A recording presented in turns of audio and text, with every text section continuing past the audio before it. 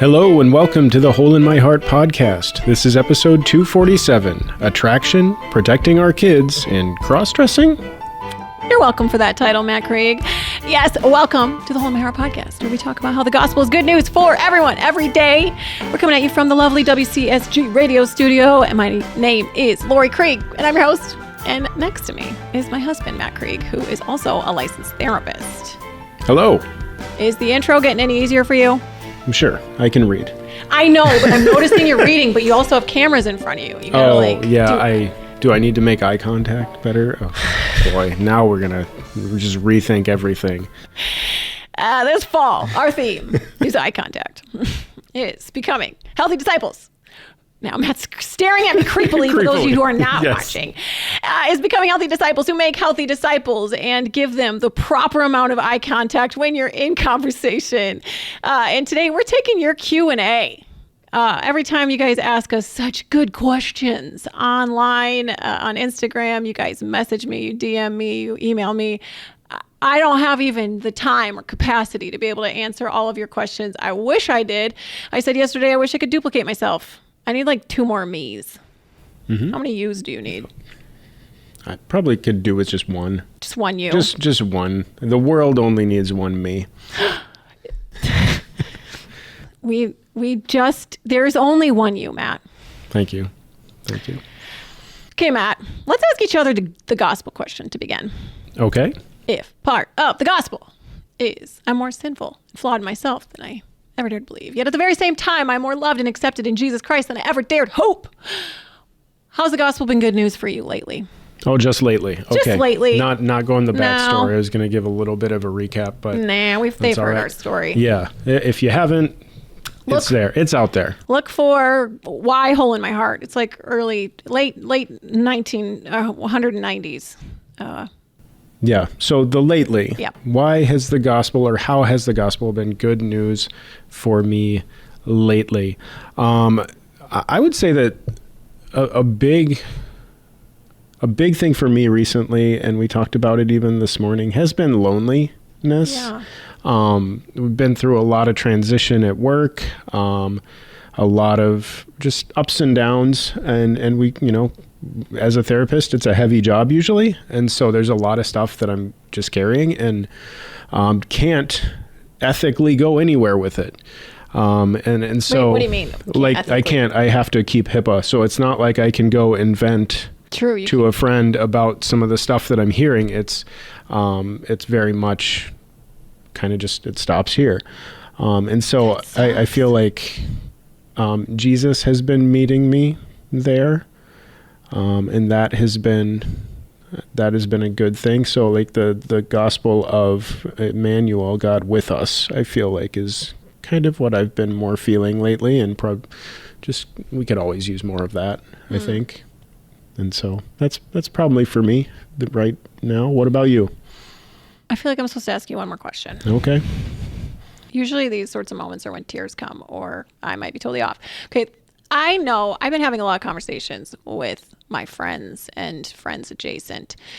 And we've talked a lot recently on this podcast and among my friends about guys and their friendships. But specifically, another conversation we have not talked about on this podcast is men in their relationship to Jesus, specifically relationship to reading the word.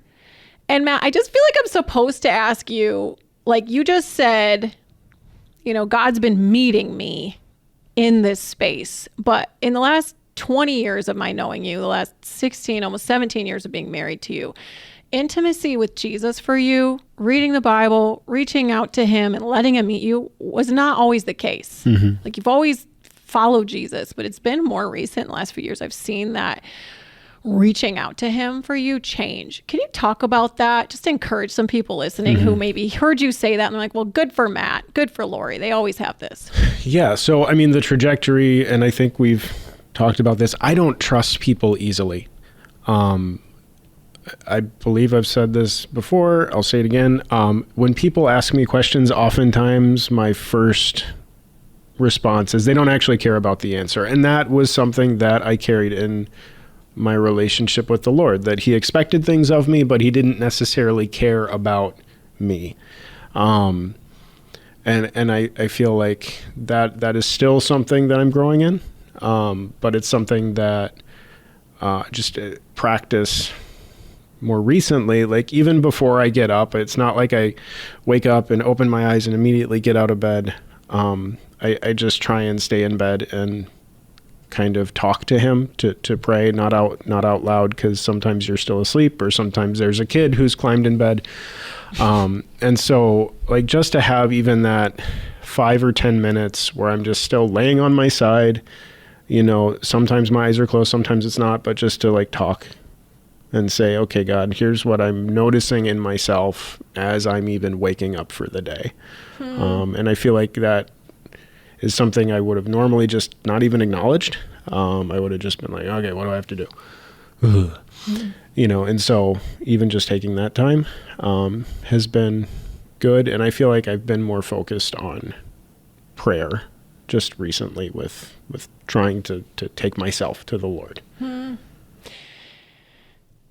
All right. I love seeing you grow, and I'm thankful for my own growth and how we've encouraged each other, and our community has encouraged us. Thanks for sharing that. Mm-hmm. How the gospel's been good news for me lately is, we were just today, which let's just acknowledge, it's so funny how you can know someone for a long time. Matt and I know each other very well, and it can be awkward to initiate prayer. Do you feel that sometimes? Mm-hmm. Isn't it weird how it's weird? Mm-hmm. Yeah, I mean, almost every time. Almost every time. Yeah. And like we do this podcast, we go to church together and we love Jesus and we talk about Jesus with our kids, but to pray with each other is so weird. So this morning I was like, I pushed through the awkwardness, and sometimes you do that. Usually it's me, which is just, I don't know, it's just how it goes. But I was saying also that I feel lonely in this really ripped up, hard world. And I was like, can we just pray? And I think that can be the good part of suffering. Is if you lean in toward Jesus, the enemy does not want you to lean in. Jesus is always right there. He's closer than your breath. So I think I'm learning the gospel's good news with Jesus' intimacy, and then, I don't know, maybe just my need for people to show me Jesus. And even though I'm not really like feeling that need met right now, there's people around me, but I'm so busy that I don't feel like I have intimate community right this second. I'm learning Jesus intimacy. Okay. Some of the questions we got, a lot of them were about attraction. You guys want to talk about attraction. How do we navigate attraction when it is not toward our spouse? Matt, first of all, how dare? Second of all, how do you navigate attraction in your own life? And how do you advise the clients that you walk with when they're not attracted to their spouse? So, well, okay, there's the sub question. What is it like for Matt to be married to Laurie? Well, can you first navigate when you're not attracted to me, or do you want to mirror them? Like okay. What it's like. Yeah, no, okay. I mean, I can talk about both, because I'm not always attracted to you. And I know when people ask this question, it's typically kind of couched in that physical attraction piece, and that piece of attraction comes more easily for me toward you, but sometimes relationally or just emotionally, I'm not like super compelled. If attraction is something, if you think two magnets, right? Like you're either compelled to move toward or compelled to move away, attraction or repulsion. And it's not that I'm repulsed by you or relationally or anything. Let's not go to that extreme. But there are times when it's just like, I don't want to draw closer. Yeah. And so like the physical piece, like that one is more easily. I think the emotional piece is one where it's like, I'm quick to stoic up and become self-sufficient or try to be self-sufficient. And so like, I have to work on that and lean into that. And when I remember like, oh, Laurie's my friend, and she's for me, and she likes me, and she's not against me, she's not my enemy, like that makes it more compelling to move toward you. But it takes remembering that. And sometimes it's just, either if it's we've been in conflict, or if it's I'm just a kind of all done people because I've had a lot of stuff going on people-wise that day. Like there are times when I'm just not super attracted to you or to anyone. which is a little bit weird to say out loud. Does that... I think what I'm hearing you say is there's different types of intimacy. We talk about this in our book, An Impossible Marriage. So this morning, poor Hemplow, I said, Matt, blah, blah, blah, here's a way we can save money. Here's a way that we can cut things out of the budget. And I literally saw in Matt's eyes, I just saw like heart bubbles. They turned into big hearts. Pop out of his head. And I said to him, I said, you have never been more attracted to me in your whole life, have you? And he's like, pretty much no. He's like, talk about saving money more, Laurie. But that is a form of intimacy, is like getting on the same page with we call it the stewardship garden. Like there's this place of like, how are we stewarding together? Are we close in how we're stewarding our time, money, energy? What were you going to say? Well, and I mean, that it's not just about like, ooh, I'm wanting to hoard money. It's like, from an emotional standpoint, I feel a lot of the pressure as the primary kind of financial provider to meet those needs. And so when you're saying, ooh, hey, here's something that we've been getting that we don't need, let's cut out Netflix, let's do this other thing, like that is a place where I actually feel like I'm seen. Yeah. Like the pressure and the burden that I'm carrying, even if it's $20 a month, is seen and like understood and attuned to, as opposed to it just being like, oh, it doesn't matter. Yeah. Get over it. And so that is, I think, why it's very attractive, because it's like, I'm being noticed here. And it's not just an obligation that I have to continue trying to provide. So how do I want to talk about how I navigate attraction toward not you. And then I want to hear what it's like to be married to me, because a lot of people have questions about, if you guys know my story, my default sexual attractions are not toward the gender of my spouse, or not toward dudes, it's toward women. And so people can see our marriage and they're like, what the world? That's impossible. Therefore, we wrote An Impossible Marriage. Go read it if you want to hear the deets. But there's times where I am not attracted toward Matt, and there's, maybe it's toward another girl. Maybe it's just the idea of girls. Maybe it's just nobody, like you said. 9.9 times out of 10, it is something inside of me feels missing. And it's always a heart word. I want to be seen, soothed, safe, secure, chosen, belong. There's just something I feel that's missing. And it's not that I take that emptiness to Matt. It's I take it to the Lord. And I say, Jesus, how do you see me? How do you keep me safe? How do you treasure me? And that usually takes 65% of the potent, because here's what's happening. I have this emptiness and I have this default superhighway inside of me that's like, you can get this heart need met over here. But God is saying, your soul is restless, Lord, and it finds Laurie, and it finds rest in Jesus. And you look through the world, not to the world, to emphasize Jesus' meeting of those needs. So it's 9 times out of 10, I'm feeling empty inside, and at least 65% of my like default, maybe lust or my attraction toward other people is taken away when I walk away from what I'm attracted to. I don't dance near it. I don't go near it. I'm not going to see how close to temptation I can get. Paul says over and over and over and over, flee, run. Get away from sexual immorality. Don't test yourself. That's so stupid. It drives me nuts when people tell me that they're doing that. Just assume you like it and walk away. You don't need to give yourself a little test. Walk away, go to the Lord, talk to friends, see what are God glorifying ways you can get those heart needs met.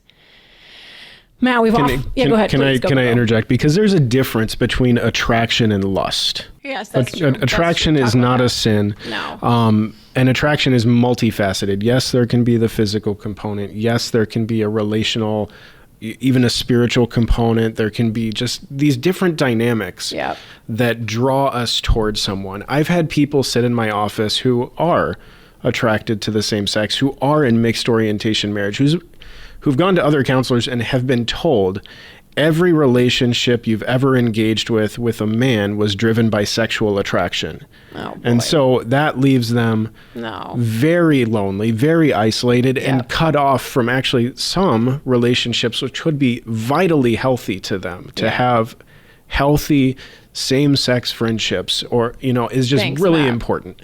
And so for me, I like to distinguish, okay, attraction is just something you notice in someone else. Desire is when you choose to move toward it.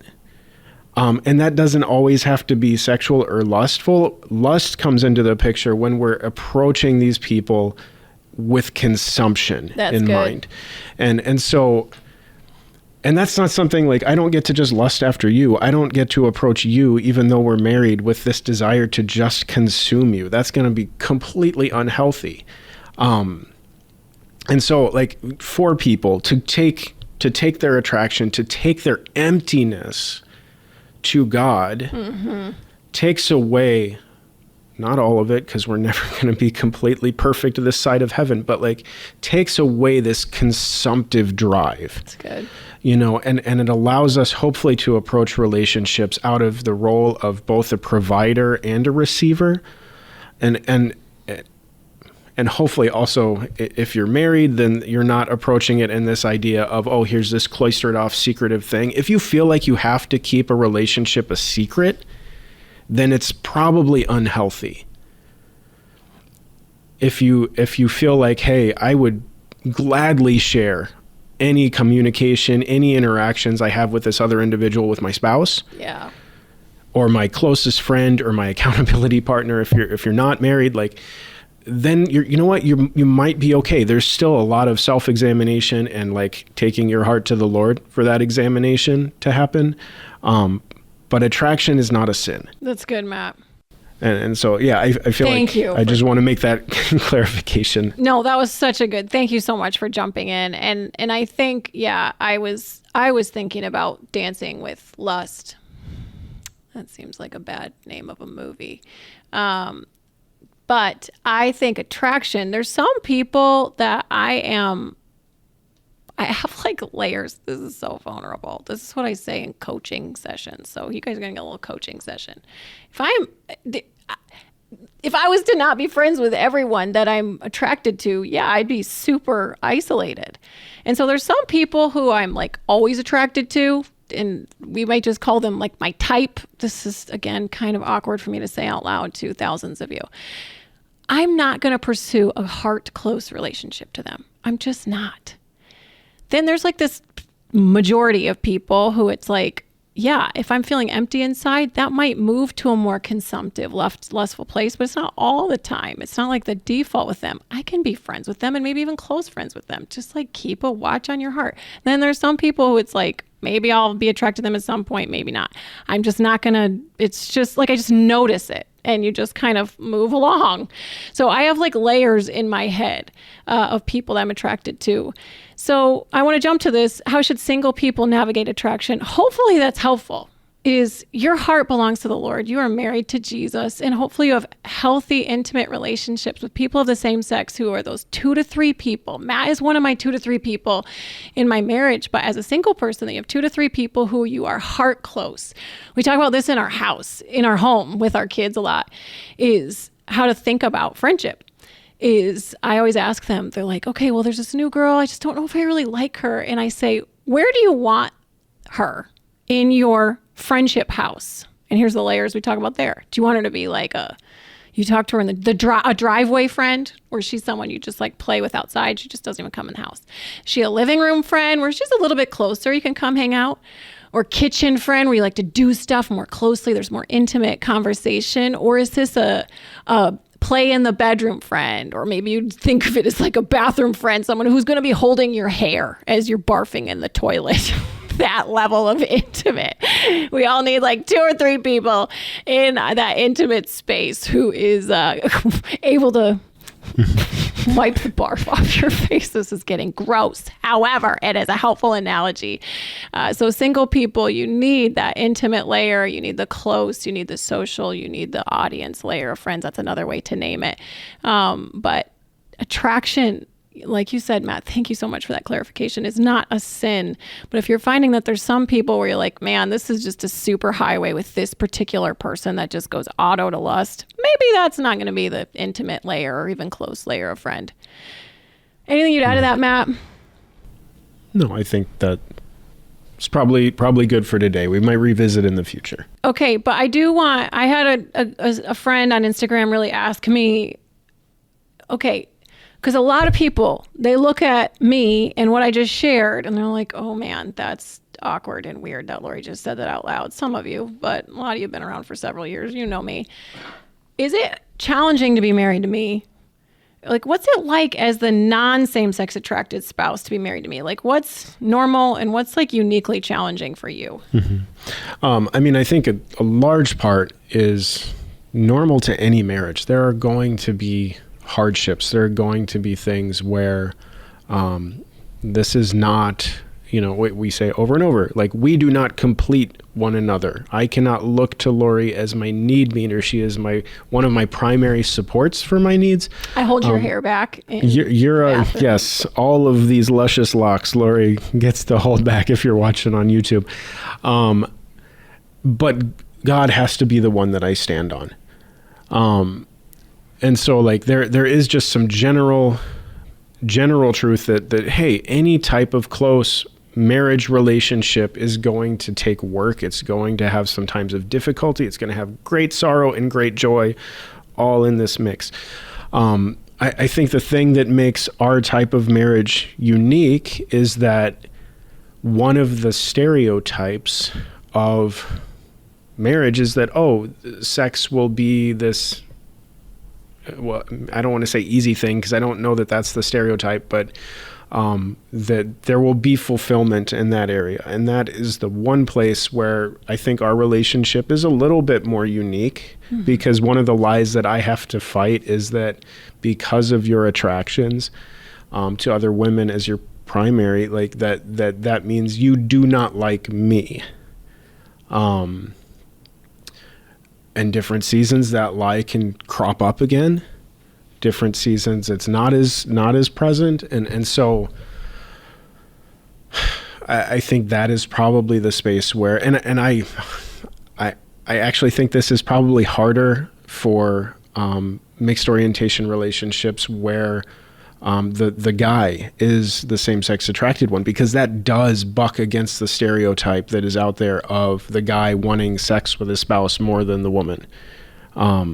And so there's just more of this dissonance between kind of this rhetoric that we're told growing up and then what the felt reality might be. And so for me, what is it like for me to be married to you? It's still great. Aww. Like, you are my best friend. You are the person that I want to spend the rest of my life with. But like, and this is nothing new to you, like the sexual intimacy piece and just even beyond sexual, the physical intimacy piece of like being held and being just hugs and everything. You're not a physical touch person in general. And so that is a hard thing for me, because I do appreciate that as a way of like feeling secure. And so like, that's one of the places where like my default moving toward is like definitely not your default to receive. And so that, I'm gonna be honest, it's difficult sometimes. Yeah. But it kind of rides a wave.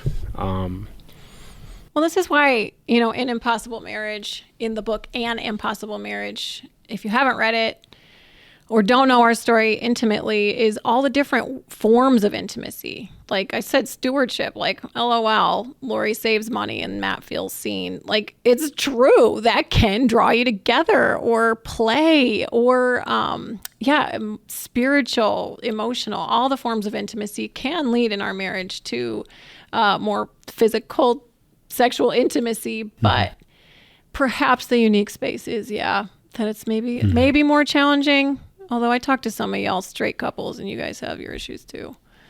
Me too. We are definitely not alone in the physical intimacy is difficult part. But I would say that the emotional intimacy piece is also hard. Coming the other way. Like I said, I'm quick to go to stoic. I'm quick to go to self-sufficient. And that means not communicating my feelings super well. And that is one of your primary intimacy pieces. Like, you long for that. And hey, that is definitely also out there. We are not alone in that space too. And so when one form of intimacy takes more difficult kind of is more difficult to connect with, you have others to lean on. And that's, I think, just common for any relationship, but especially marriage. All right. Next question. This is like a lot of sub questions, and we're recording this after some of these more acute news stories are in the news, but I'm going to start with the general and then allude to the news ones. So, how do you protect your kids from the ugliness and evil in the world while still keeping them informed, especially when they're so young? So some of the sub questions are, how did we talk with our kids about the shooting at Annunciation? So that was a transgender student who shot a bunch of kids, and some of the rhetoric from this trans person was, I'm so sick of being trans, so I'm going to go attack over here. That's some of the brief, not deep narrative.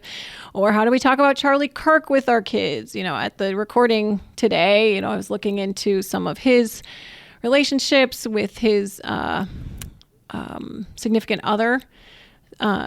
Also, there's some transgender pieces. His lover, I'll say that, roommate/lover is transitioning.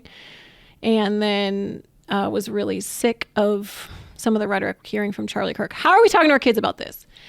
First and foremost, I am not, these examples that are so violent, in my belief, I don't like to bring these up as what if scenarios for our kids because they go to school and I don't want them thinking about shootings a lot. So just kind of like in the world, these are not scenarios where we have talked about in other episodes where I'm like, okay, I'll bring up a rainbow flag. I'll bring up a same-sex marriage. In general, Laurie Krieg and Matt Krieg, these are not like, okay, hey guys, guess what? 11-year-old, 9-year-old, 6-year-old, a school shooting happened today. I just don't think that's beyond the scope of our kids' ability to process. However, this is where I'm wrestling. So this is active wrestling right now. Our 11-year-old did hear about it. And I'm sure many of you who listening, like your kids went to school, maybe someone showed them a video, some violent thing that happened, maybe showed them the shooting or talked about it. And then you also know, if you've been listening to anything we've been saying over the last several months, Matt and I also have a philosophy of parenting discipleship that we like to get ahead of things. We want to be the anchoring bias that shapes our kids' view of things. So I was really wrestling as a mom with some of this tension of, I want to go first. I want to be the shaping narrative. However, this is so violent that I don't want my kids, there's no soft way to talk about a random school shooting in general. I'm going to pause right here before I say how I approached it with Gwen. Matt, what are you thinking as I'm saying this? I guess the reason why, we talk about, the rainbow flags and some of the broader things in culture is because we know our kids will interact with it. We know they're going to have a personal interaction with, whether it's a friend, classmate, someone, where we're having awareness of it and being able to still love people and understand kind of some of the nuance is important. For the love, I hope that we never get to the point where our kids are anticipating being shot in their school, where that's so commonplace. I know we can list off all the different shootings that have occurred, and there is just a problem that I hope we're all aware of in our country with why this is happening so often. But I hope that it never becomes so commonplace that becomes part of our kids' stop, drop, and roll education of, at one point there will be an active shooter in your school and you need to be prepared, because I surely hope that isn't where we're going. Right. And so I feel like that when I think of our kids and some of the stuff where our kids, some of our kids are more anxious or prone to anxiety. And if we were to share this with them, I feel like it would be just a debilitating anxiety that they would carry with them. And I don't know that they don't need to at this point. So I like how you're delineating that there's I guarantee they're going to meet. I mean, 1 out of 3 Gen Z identify as LGBTQ. That's like going to happen. Statistically, likely they're not going to encounter shooting. However, at their schools, they do practice for active shooter, but the teachers are shaping it with like such a smile, and likely this isn't going to happen. So we're going to prepare. But to have like a story that I bring up on purpose that is like, guess what happened today? And look at the faces of these kids who died. That's not a what if scenario that I'm going to bring up. However, I'm going to talk specifically about the Annunciation shooting and how, just some thoughts on it. And then I'll tell you how I did talk with one of my kids who did hear about the Charlie Kirk shooting from someone else. So the Annunciation shooting, if you guys know, this is the one where the transgender person shot up a school. Let's just, first of all, statistically, it's straight white men who are doing most of the mass shootings. I think it's like 2 or 3 who identify as transgender. So let's not go ahead and say like A always causes B, school shooting. So first of all, that should not be a narrative if you're talking about this with your kids. Second of all, please, oh please, do not have this sort of shooting be the time where you're talking about transgender identities. We need to talk about how people wrestle with how they feel inside of their bodies, and that's a real struggle for them. And in our home, we don't believe it's God's design to transition, but we all struggle with things, and we all need to take these struggles to Jesus. Let's love our friends. Please be talking about that so that if something like this happens, we have context outside of trans and shooter to put together. And that's our kids' formative knowledge of transgender, of people who identify as transgender and wrestle with their gender. So I would say, let's talk about it before, and let's talk about, and if you haven't talked about it before, this is the moment, let's talk about it away from the shooting conversation. Let's have hey, here's some people, they really wrestle genuinely. You know how you have a boy body or a girl body? They don't feel like that inside. So that must be a real big struggle. Now, if you're like, okay, Laurie, because I know some of you DM'd me. You said, my kid goes to this school, or we live in this neighborhood. The kids are talking about it. How do I talk about it? I don't want to be like what you just said, Laurie, where I'm tying shooter to transgender. How would you talk about it? If I was in that scenario, I would say, it would just be, I'm so sad.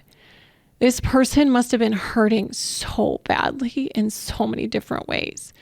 Yes, like wrestling with your gender is a hard thing, and we don't even know her. I don't know how they identify their whole story, but they must have been really hurting. And instead of taking it to Jesus, they went to such an evil place, and this is where they went. But don't make it trans equals this. It's pain not taken to Jesus can lead to horrifying places. And that can happen in your life. That can happen in my life. Pain not taken to Jesus can lead to horrifying places. So that is the simple way I would contextualize it. Anything you'd add to that, Matt? No, I think that's... All right. Yeah, there's just a lot of hurt. Charlie Kirk. Again, I didn't bring it up. I was hoping my kids would avoid it, but they didn't.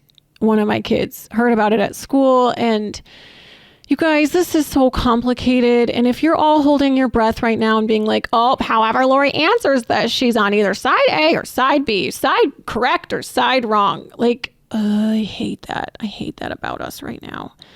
Okay, I think this is how it went down. My daughter heard about it at school. I said, yep, that was so sad, so evil. I'm so sorry, Gwen. What are you thinking? Always ask questions. Ask questions. What are you thinking? You might think you know your kid and what they're asking and what they're thinking about. You don't always know. What are you thinking? Oh man, Mom, one of her questions was, is that going to happen to you? So that was her primary, most poignant feeling was, Mom talks about hard things. They know, our kids know that people don't like us. They've seen it. They've seen us have to leave churches because of the potency of that at times. Mom, is that going to happen to you? So that was her felt need. And I was like, you know what, Gwen? I didn't say no. I also didn't say, I hope so, or whatever. I just said, you know what, Gwen? God has called me to engage this space with love and truth. I have no guarantees. I don't know, but I do know that I'm not going to go home to see Jesus until he says, Laurie, your time is up. So I trust Jesus. And in the meantime, I'm going to be as loving in what I say and as truthful. I'm going to go wherever he says.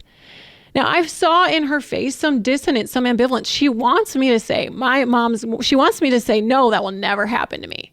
Mom is always going to be safe. That's a load of crap. I don't own my life. I don't know. I hope not. Good grief, I hope not. But like, to live is Christ, to die is gain, and I am going to be obedient. But it is so true. And I think this would be worth meditating on as Christians, is not glorying in sacrificing your life and not glorying in being as comfortable as possible. I think we need to spend some time in being like, Jesus, nothing can happen to me outside of your will. So I am going to stay as close to you wherever that is, wherever you call me. I'm going to stay as close to you as possible. And wherever that leads, but I know it'll be for my good and your glory. So that was the response that I gave to Gwen. So I didn't really reveal which side I'm on in that space. And I don't know, and this comes out 2 weeks after we record it. I don't even know what the conversation will be like. But Matt, anything that you would add to that conversation? Yeah, I mean, I think the focus, the refocusing on God's authority is good. And I think for us as people, for us as brothers, sisters, parents, children, whatever, we can look at these situations and say, I know my enemy, that person over there, who either champions or doesn't champion, whatever cause. Our enemy is not flesh and blood. And there are some very real, like just spiritual battles that are going on that we don't even pay attention to so often. And so like, how do we walk with our kids in a dangerous world? Well, I mean, I think we have to be like teaching them to pray, teaching them to go to the authority. And we need to make sure we are too. Because if we're going to approach people who seem like we are at odds with their beliefs and we can easily view them as an enemy, like we're not going to approach with any tenderness or any winsomeness if we don't see them as brothers and sisters. And so I guess I would just say, hey, spend less time scrolling social media, and maybe more time in prayer and in the Word. Well, and one of the spiritual battles is exactly this us versus them bullcrap. I'm so sick of it. I have been in us versus them space for the last decade, and so many of us have felt that since 2016 as we like woke up and we're like, wait, I didn't realize you were my enemy. No, they're not your enemy. You have one enemy. And fighting for unity and love, even if you disagree, disagreeing in love is a work of the Spirit. Let's stop like this. I'm good and you're bad. That is a total spiritual battle. And it's the battle of disunity and hatred and love of self. Let's talk about something easier, like cross-dressing now. All right. How do you approach cross-dressing man who is very vocal that he'll not give it up? It distresses his wife. He's becoming more bold, overt, and feminine. So this is like, from what I understand, a church context. Our pastor offered to minister to his broken places, past wounds and hurts, and he's definite. He will not change. Others are expressing concern and how to answer their children's questions. So it sounds like a church scenario. Someone is cross-dressing. Wife is distressed. Kids are asking questions. People the pastor's trying to be loving and graceful and truthful. Matt, this is actually not super unique to your field. What would you say? How would you advise this pastor to engage? Well, it sounds like the pastor has already tried to engage in many ways, to offer to minister to this person in broken places, past wounds, hurts, to really understand. Because my first my first inclination, if this person were in my counseling office, would be to say, hey, what does this mean to you? What does this behavior of cross-dressing, what is it giving you? Usually there is some form of, anxiety or dissonance within themselves that is being soothed by this activity. And so I would be, very much out of curiosity saying, hey, let's understand what this is all about. Now it sounds like maybe the pastor has tried to do that, and this is difficult because this person isn't going to counseling necessarily. They're not showing up at church with any desire to change anything. And I guess I gotta pause on that first part. The other part, others are expressing a concern in how to answer their children's questions. Depending on the age of the kids, but I would say be honest that, hey, this person is dressing this way for a reason that maybe I don't understand. We want to love them. We want to help. We want to care for them. But if it's something where this person is becoming belligerent, we also don't model our lives after them. Mm-hmm. This isn't something we want to emulate. I think too, like the belligerent and the that piece I would focus on. So if he's intentionally being disruptive, that's something I would address as you're asking some of those hard questions. But I guess it really depends on too, what is the purpose of your church and how do you address things? Like what if someone came in who was a homeless person or someone experiencing homelessness, they don't smell very good, they're not dressing very well, and I would say you'd probably let them stay in the sanctuary, and because you're like, man, I want this place to be a hospital, is a place for the broken. Like the church is supposed to be a hospital for the broken. It's not a museum for the saints. And so, all right, I want you here, but if there's a place of being belligerent, of not exemplifying some of the fruits of the Spirit, that they're just being disruptive, I would engage from that angle. That's what I would focus on, and then try and do the slow walk with this guy, like, hey, just what's going on? Like, this is going to be a slow journey. I love that question that you asked, Matt. Like, what is it giving you? There's something that it's giving them, but it's the defiance I would focus on, or if there's some disruptiveness.